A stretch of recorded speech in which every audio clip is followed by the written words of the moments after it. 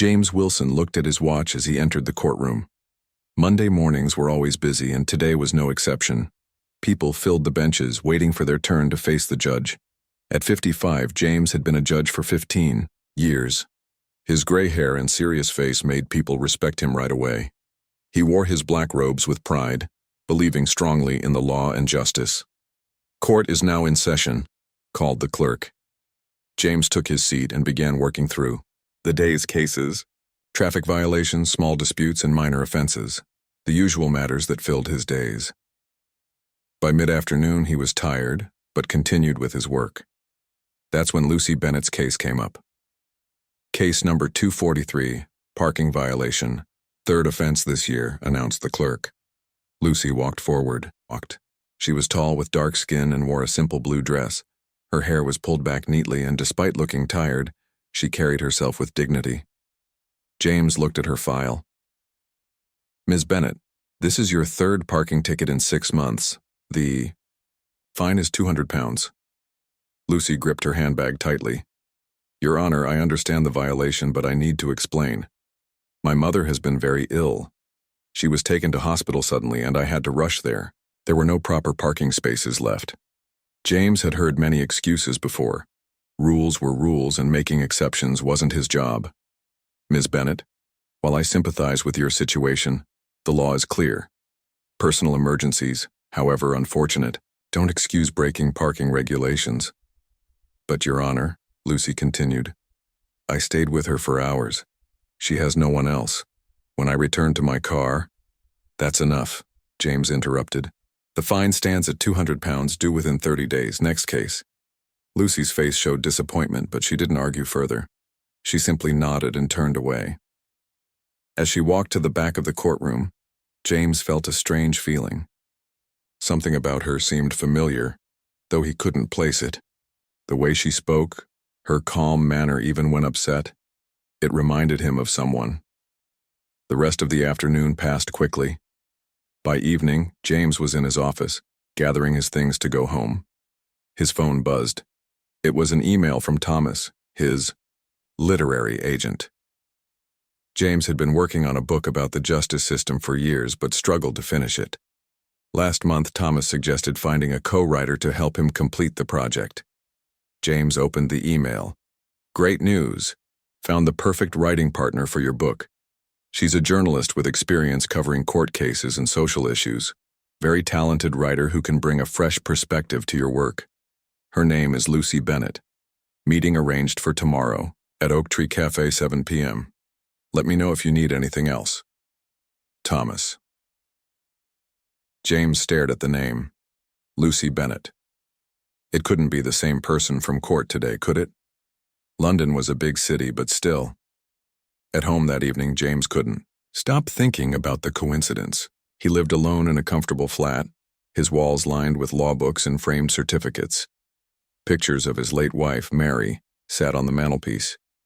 She had died 5 years ago from lupus, leaving a hole in his life that his work couldn't fill. Writing. The book had been Mary's idea.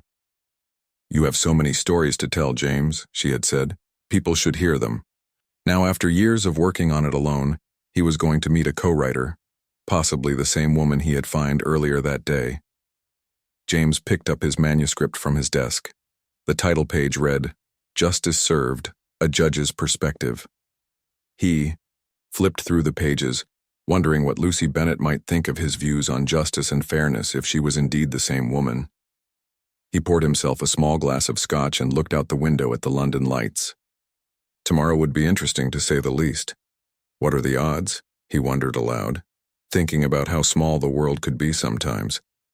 If this Lucy Bennett was the same person from court, their first meeting as writing partners would be awkward, but perhaps it was meant to be. Perhaps there was something they could learn from each other.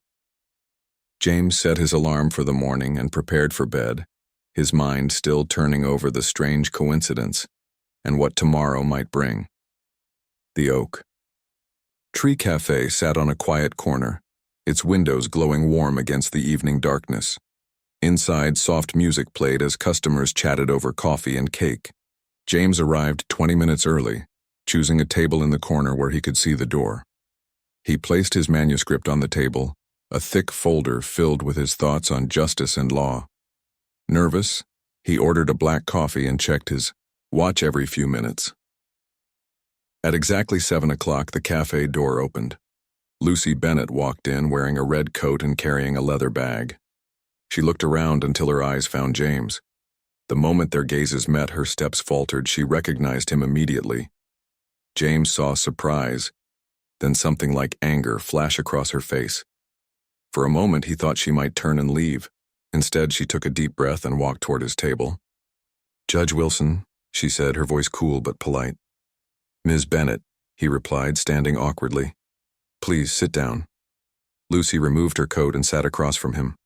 "Of all the writers in London," she said quietly, "I get paired with the judge, who fined me this morning." "It's quite a coincidence," James admitted. "I was surprised when I saw your name in the email." The waitress came over and Lucy ordered tea. An uncomfortable silence fell between them as they waited. "I can call Thomas and request another partner," James finally offered. "This situation is unusual."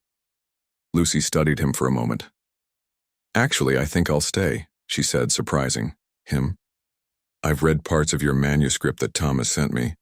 It's well written, but, James asked.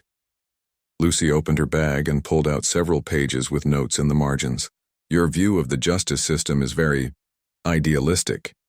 You write about equal justice as if it actually exists for everyone." James felt defensive. "The law is applied equally to all." "Is it?" Lucy raised an eyebrow. "This morning you fined me. £200 without even considering my circumstances. Do you know what £200 means to someone who's taking unpaid leave to care for a sick parent?" Her tea arrived, and she added milk slowly, giving James time to respond. "Rules apply to everyone," he said, but his voice lacked conviction. "Yes, and that's exactly the problem." Lucy tapped page 47 of his manuscript. "Here you write, 'Justice is blind to circumstance. But true justice should see circumstance. The same fine means nothing to a wealthy person, but could mean no food for a week for someone else.'" James hadn't thought about it that way before. "What would you suggest instead?" "That's why I want to keep working with you," Lucy said.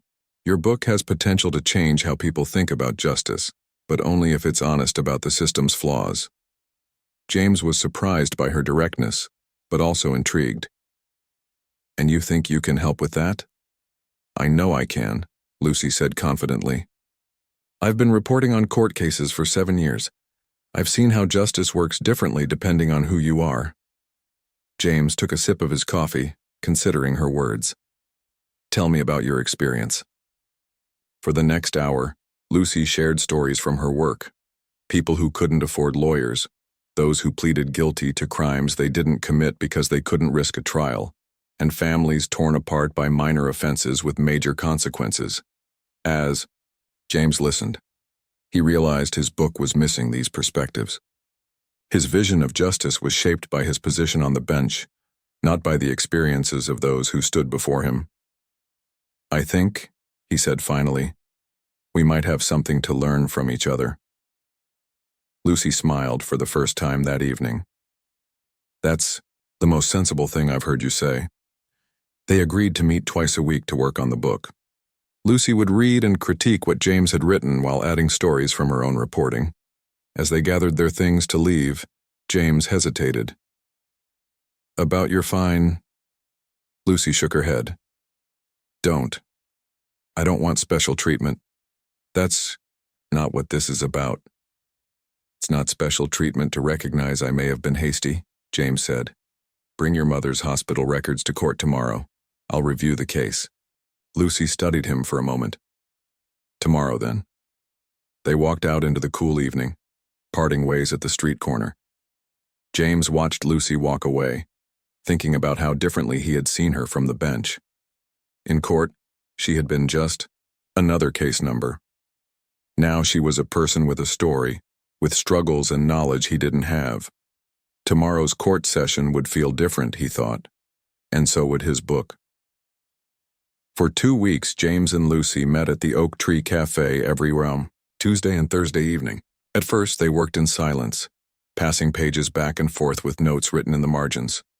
Lucy was direct with her feedback, often challenging James's ideas about justice and fairness. "You write here that the system works," she said during their third meeting, pointing to a paragraph. "But for whom does it work?" James had never been questioned like this before. In his courtroom, his word was final. Here with Lucy, he had to defend his thinking. One Thursday evening, rain poured outside the cafe windows. The place was nearly empty except for them. Lucy pushed James's latest pages across the table. "Your main character still doesn't understand real people's lives," she said, wrapping her hands around her cup of tea for warmth. "He thinks a 500-pound fine is reasonable for everyone." James set down his pen. "What would make it fair, then?" "Perhaps fines based on what people earn," Lucy suggested. "The same percentage for everyone rather than the same amount." James had never considered this idea. That would be complicated to implement. "But fairer," Lucy insisted. "A fine should sting a little, not destroy someone's life." James thought about this. "Like you with your mother at the hospital." Lucy looked surprised that he remembered. After reviewing her mother's hospital records, James had reduced her fine to a warning. It was within his power, though he rarely used that discretion. "How is your mother doing?" he asked gently. Lucy's expression softened. "Better some days, worse others. That's how lupus works. It comes and goes." James felt a sudden connection. "My wife Mary had lupus." "Had?" Lucy asked. "She died 5 years ago," James said quietly.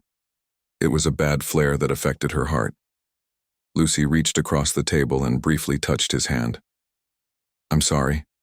It's a terrible disease." "It is," James agreed. "I still miss her every day." For a moment, they were silent, the rain tapping against the windows the only sound. "Is that why you became so focused on rules?" Lucy asked. "After she died?"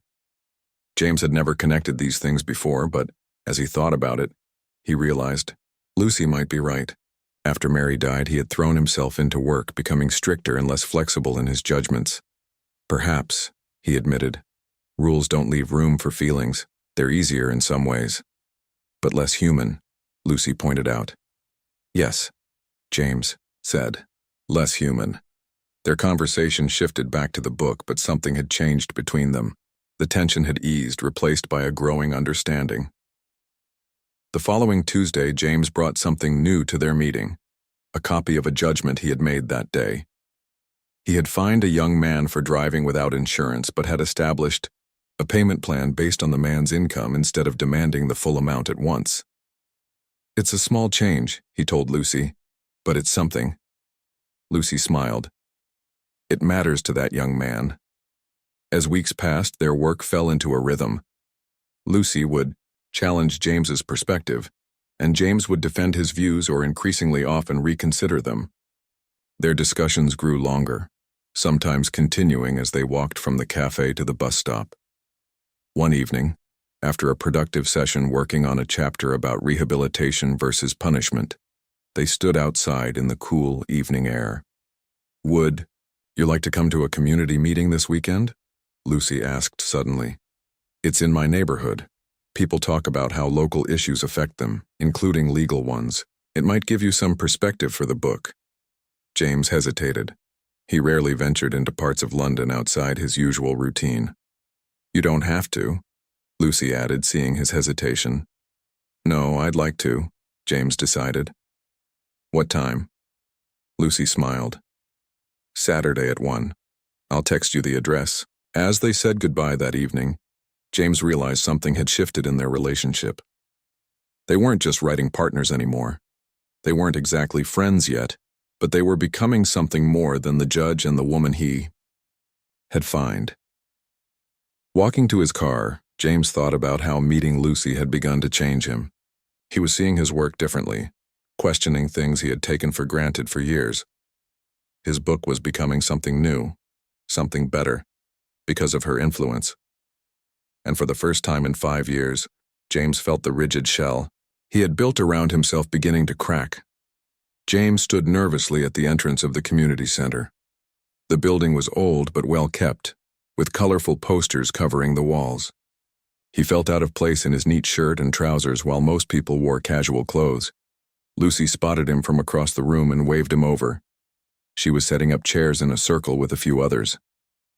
"You came," she said, sounding pleased. "I said I would," James replied, feeling strangely proud that he had kept his word. The meeting began with about 20 people sitting in the circle. James listened as community members spoke about local issues, housing problems, the lack of youth programs, and concerns about policing. He was surprised by how respectfully everyone listened to each other, even when they disagreed. When the Idawaya topic turned to the courts, James tensed up. A middle-aged man named Robert shared his story about getting caught in a cycle of fines he couldn't pay, which eventually led to losing his job and nearly his home. "The judge didn't want to hear my situation," Robert said. "It was like I wasn't even a person to him." James felt his face grow hot. How many times had he cut people off in his courtroom when they tried to explain their circumstances? After the meeting, Lucy introduced James to several people. He was surprised when she simply said, "This is my friend James," without mentioning he was a judge. On their walk to the bus stop afterward, James asked, "Why didn't you tell them what I do?" Lucy smiled. "I wanted them to see you as a person, first, not a symbol of the system they struggle with." James thought about this. "I'm starting to think I've been doing the opposite, seeing people as cases, not as people. That's why I brought you here," Lucy said. "Stories change how we see things, that's why our book matters." Over the next month, James attended more community meetings with Lucy. He also invited her to a legal conference where judges and lawyers discussed reforms to the justice system. Lucy was often the only non-legal person there, and her questions challenged many speakers. Their book was coming together nicely. James's knowledge of law combined with Lucy's understanding of how it affected real people created something special. They had moved from working at the cafe to sometimes meeting at James's flat, where they could spread out their papers and work more comfortably.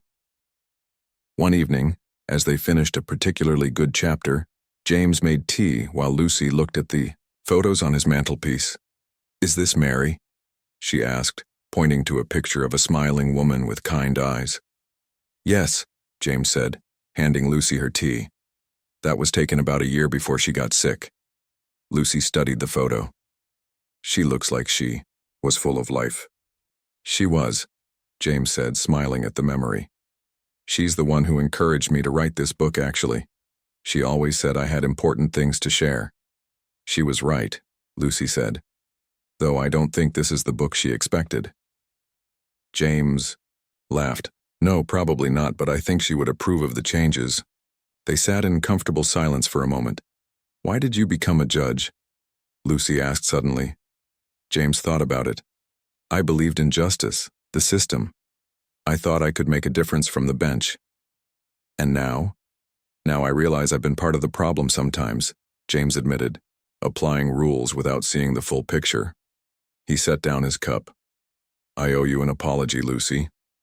Not just for the fine that day, but for how I dismissed your situation without really listening." Lucy nodded, accepting his words. "That's the trouble with systems," she said.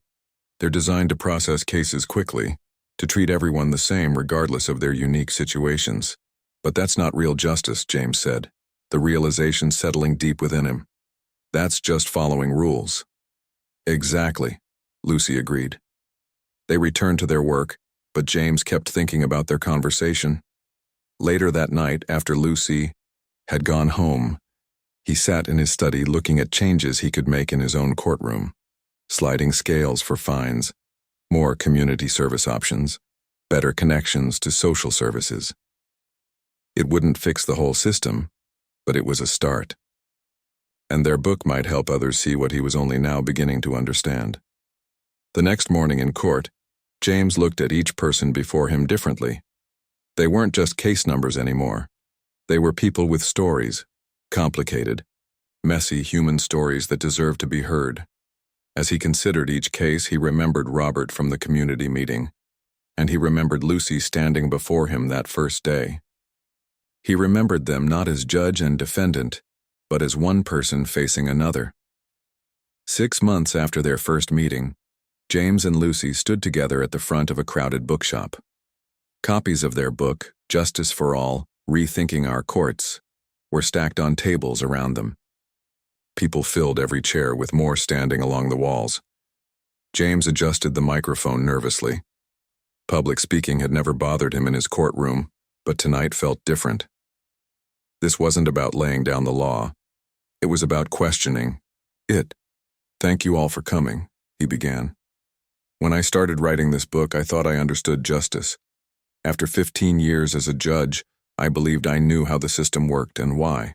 He looked at Lucy, who gave him an encouraging nod. "Then I met my co-author, Lucy Bennett, in my courtroom. She was there for a parking ticket, and I fined her without listening to her full story. By chance, we were paired as writing partners. The very next day." The audience laughed, some shaking their heads at the coincidence. "What began as an awkward situation became one of the most important learning experiences of my life," James continued. "This book represents not just our words, but a journey of understanding.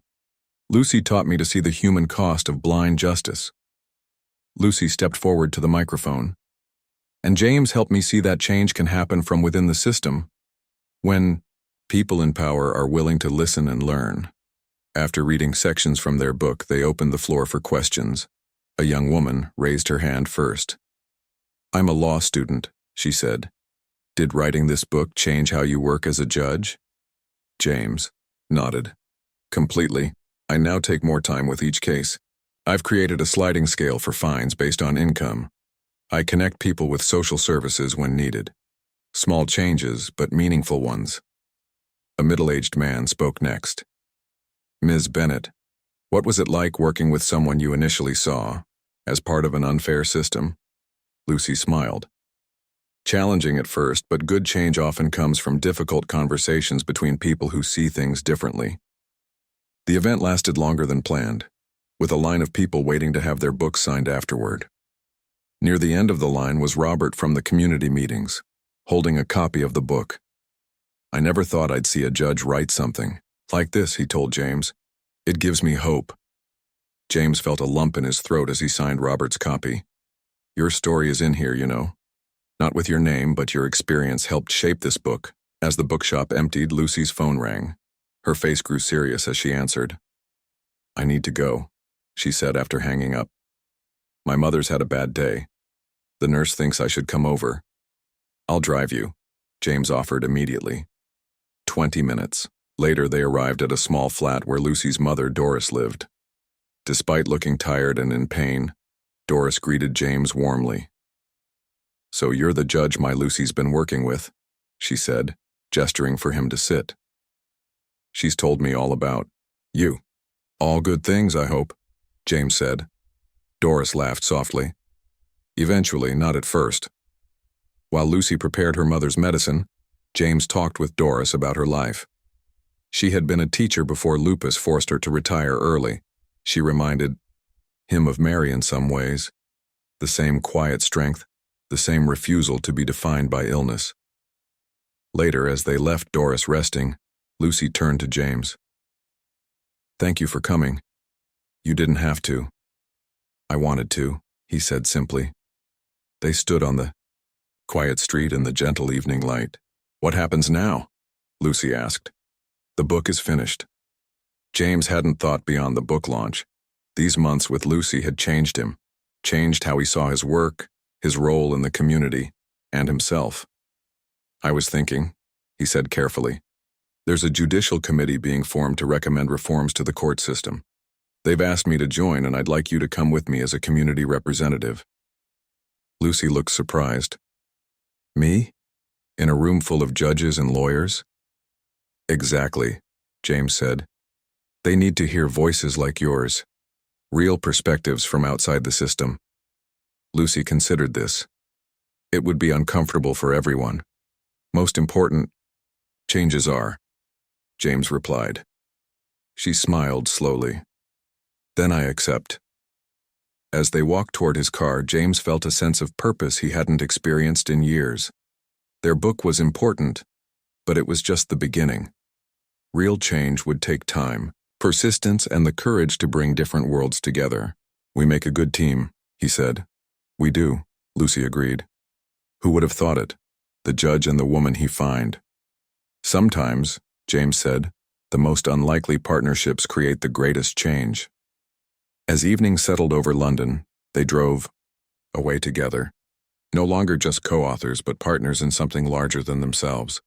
The slow, careful work of making justice more just.